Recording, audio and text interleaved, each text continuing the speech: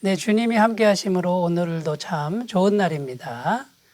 희망차게 걸어가시기 바라겠습니다. 오늘 말씀은 사도행전 28장 11절에서 16절 말씀입니다. 석 달 후에 우리가 그 섬에서 겨울을 난 알렉산드리아 배를 타고 떠나니 그 배의 머리 장식은 디오스 구로라.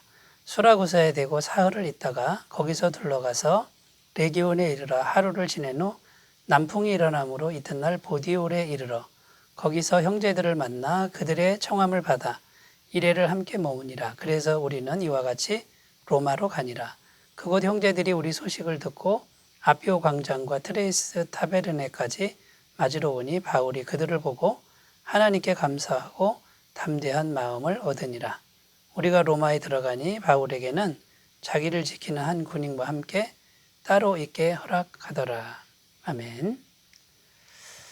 오늘 말씀은 바울이 멜리데 섬을 떠나서 드디어 로마에 들어가는 그런 내용입니다. 16절 말씀을 다시 읽어보면요. 우리가 로마에 들어가니 바울에게는 자기를 지키는 한 군인과 함께 따로 있게 허락하더라. 이렇게 기록합니다. 바울의 평생의 꿈이 이제 실현되고 있습니다. 로마에 들어간 것이죠. 하지만 결코 순탄하게 그 일이 진행된 것은 아닙니다.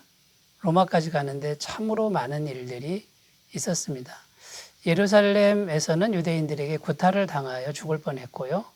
또 가이사라에서는 2년이나 구류되어서 앞으로 가지도 않고 뒤로 가지도 않는 시간을 보냈고요.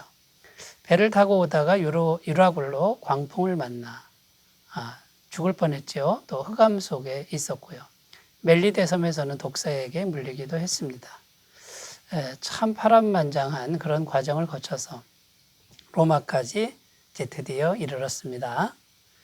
그런데 여러분, 성경은 바울은 결코 죽지 않았다라고 지금 증거하고 있는 것입니다. 그리고 바울은 낙심하지 않는 모습을 보여줍니다. 왜냐하면 하나님의 은혜와 위로가 계속 바울에게 공급되고 있었기 때문입니다. 얼마나 많은 힘든 일이 있었습니까? 그런데 하나님의 위로, 그것이 계속 공급되므로 바울은 낙심하지 않고 전진하고 있다라는 것입니다.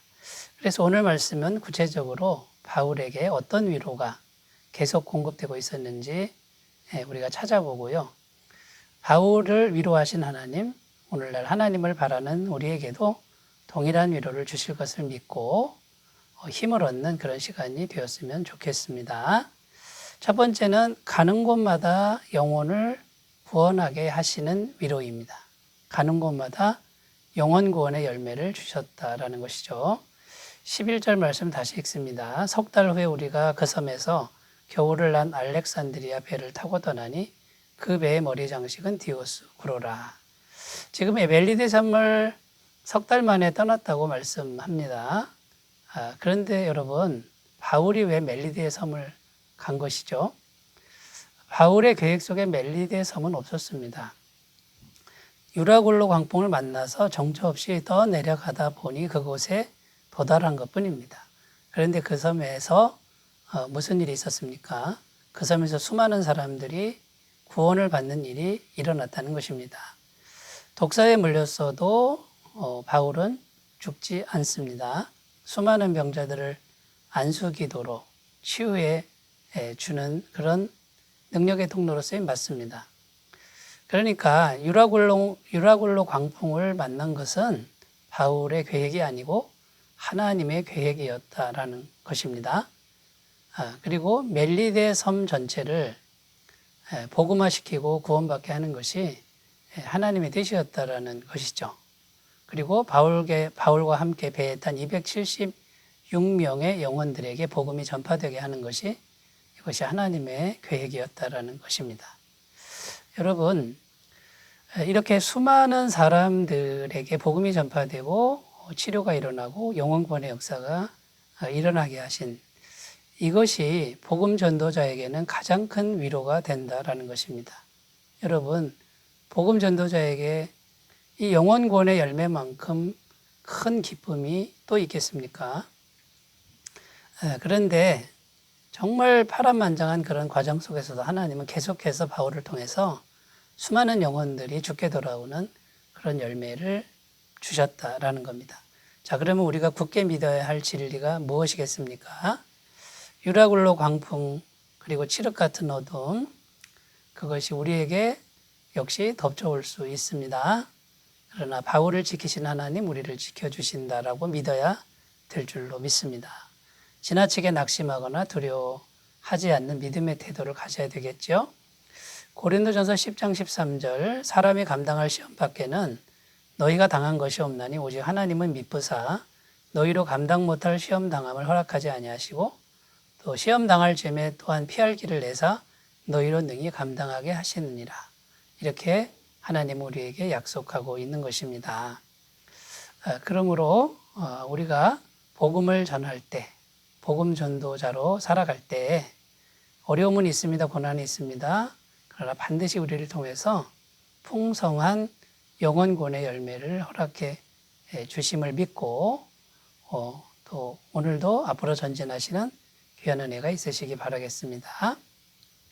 자, 두 번째, 계속해서 바울에게 위로를 공급하시는데 어떤 위로냐 하면요, 가는 곳마다 형제들의 위로를 받게 하셨다라는 겁니다. 14절 말씀, 거기서 형제들을 만나 그들의 청함을 받아 이레를 함께 머무니라. 그래서 우리는 이와 같이 로마로 가니라. 바울을 태운 배가 로마로 가는 중간에 보디올이라는 곳에 왔습니다. 거기서 형제들을 만났다는 것입니다. 여기서 형제들이라고 이렇게 표현을, 이런 단어를 썼는데 이것은 혈육을 의미하는 것이 아니죠. 그리스도의 피를 믿어서 영적으로 가족이 된 성도들을 의미하는 것입니다. 쉽게 얘기하면 보디올에 있는 교회를 말하는 것이고요. 바울은 가는 곳마다 이 형제들의 위로를 받았습니다. 시돈이라는 곳에서도 바울은 형제들을 만나 위로를 받은 적이 있다고 기록하고 있는 것입니다. 한마디로 보디올에 있는 교회 성도들이 이제 바울을 영접한 것인데요. 이 보디올에 있는 교회를 우리가 한번 생각해 보면요, 이 교회는 바울이 세운 교회가 아닙니다. 바울이 지금 이 보디올에는 처음 오는 것인데 이미 교회가 있었다라는 것입니다. 자, 그러면요, 이 교회가 어떻게 생긴 것이냐 하는 겁니다. 이 교회는요, 아마도 예루살렘 교회에서 핍박에 있을 때 흩어진 사람들이 세운 교회일 수도 있고요. 또 무명의 그리스도인들이 흘러 가다가 보디올에서 서로 만나가지고 교회가 세워진 것일 수도 있고요. 또 무명의 그리스도인이 보디올에 와서 복음을 전해가지고 이 교회가 세워졌을 수도 있다라는 것입니다. 그러니까 바울보다 먼저 온 그리스도인들이 와서 교회를 세운 겁니다. 자, 그러면 이것은 전적으로 누가 하신 것입니까? 하나님께서 바울이 오기 전에 이미 먼저 일하고 계셨다는 것을 말해주고 있는 것입니다. 미리 다 준비해 놓으신 것이 하나님이고요. 바울이 그 힘든 여정을 지나갈 때 그 교회 성도들이 와서 하나님의 위로를 전하는 그런 역할을 한 것이죠. 자, 그러면 여러분, 우리가 굳게 믿을 것이 또 무엇이겠습니까? 우리가 어느 곳에 가든지 우리 혼자가 아니라는 겁니다. 항상 하나님의 예비하신 은혜가 있음을 우리가 믿어야 된다는 것입니다. 내가 한 것이 없어도, 지금 바울이 한 게 아무것도 없죠. 내가 한 것이 없어도 하나님은 이미 우리를 도울 수 있는 사람들을 미리 예비하고 계신다는 것을 믿어야 된다는 것입니다. 구약성경 창세기 22장에 가면 여호와 이레라는 그런 단어가 나오죠. 아브라함이 아들 이삭을 모리아산에서 번제로 드리려고 그 이삭을 데리고 가서 그 이삭을 칼로 죽이려고 할 때 하나님께서 아브라함을 만류하시면서 순양을 미리 예비하신 그런 이야기입니다. 그 순양이 여호와의 산에서 이미 준비되어 있었죠. 그래서 그 여호와 이레라는 뜻이 무엇입니까? 여호와의 산에서 준비되리라, 이런 뜻입니다. 하나님이 이미 다 미리 준비하고 계신다라는 약속의 말씀이고요. 그럼 우리가 할 일은 무엇입니까? 여호와의 산까지는 가야만 알 수 있다는 겁니다. 순종해 봐야만 알 수 있다는 겁니다. 아무도 없을 것이다. 나 혼자일 것이다. 라고 그런 마음으로 갔는데 하나님이 풍성하게 예비하신 그 은혜가 기다리고 있는 이런 경험. 얼마나 감동적이겠습니까? 얼마나 정말 하나님이 살아계신 걸 우리가 깊이 느낄 수 있지 않겠습니까? 여러분, 그러므로 우리가 바울처럼 우리도 가는 곳마다 형제들의 위로가 있음을 믿고 전진하셨으면 좋겠습니다. 자, 세 번째, 바울을 위로하신 하나님의 위로. 세 번째는 가는 곳마다 승리에 대한 약속을 주신다라는 것입니다. 15절 말씀. 그곳 형제들이 우리 소식을 듣고 아비오 광장과 트레이스 타베르네까지 맞으러 오니 바울이 그들을 보고 하나님께 감사하고 담대한 마음을 얻으니라. 여기 보면 아비오 광장이 나오고요. 트레이스 타베르네라는 단어가 나오는데 아비오 광장은 넓은 광장을 의미합니다. 거기 사람들이 많이 나올 수 있는 광장이죠. 트레이스 타베르네는 세 개의 여관을 의미하는 것인데 많은 사람들이 묵을 수 있는 여관이라는 겁니다. 왜 이렇게 사람들이 많이 모일 수 있는 그런 공간을 마련했을까요? 그것은요, 로마의 장군들이 로마에 입성할 때 사람들이 나와서 환호하기 위한 그런 장소였다라는 것입니다. 그런데 지금 바울이 그곳으로 지금 입성하고 있는 것입니다. 그런데 형제들이 나와서 바울을 영접합니다. 마치 로마의 개선 장군이 입성할 때 환호하는 사람들과도 같습니다.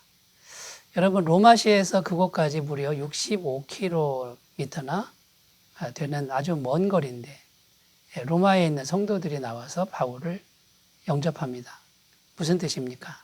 당신은 이미 승리하셨습니다. 라고 이렇게 환호하고 영접하는 그런 모습이라는 것이죠. 지금 하나님께서는 이 성도님들을 통해서 당신은 이미 승리하셨습니다라고 하는 약속의 메시지를 주고 있다라는 것입니다. 그래서 오늘 말씀 15절에 보면 바울이 그들을 보고 하나님께 감사하고 담대한 마음을 얻으니라. 바울의 마음속에 담대한 믿음이 생겨났다라고 증언하고 있는 것입니다. 여러분, 마귀는 이미 예수님 십자가에서 이미 패배했다고 성경은 증언합니다. 누가복음 10장 17절 19절에 보면 이렇게 기록하죠. 70인이 기뻐하며 돌아와 이르되 주여 주의 이름이면 귀신들도 우리에게 항복하더이다. 예수께서 이르시되 사탄이 하늘로부터 번개같이 떨어지는 것을 내가 보았노라. 내가 너에게 뱀과 정갈을 밟으며 원수의 모든 능력을 제어할 권능을 주었으니 너희를 해할 자가 결단코 없으리라. 주님이 하신 말씀입니다. 사단은 이미 패배했고요. 우리는 담대하게 복음을 전하기만 하면 무조건 이길 수 있다라는 것이죠. 여러분, 가는 곳마다 승리의 약속을 주십니다. 그 말씀 붙들고 마귀와 싸움에서 두려워하지 말고 전진하시는 귀한 삶이 되시기 바라겠습니다. 기도합니다. 하나님 아버지, 우리가 복음을 전할 때 하나님의 은혜는 끊임없이 공급됨을 믿게 하여 주옵소서. 예수님의 이름으로 기도드립니다. 아멘.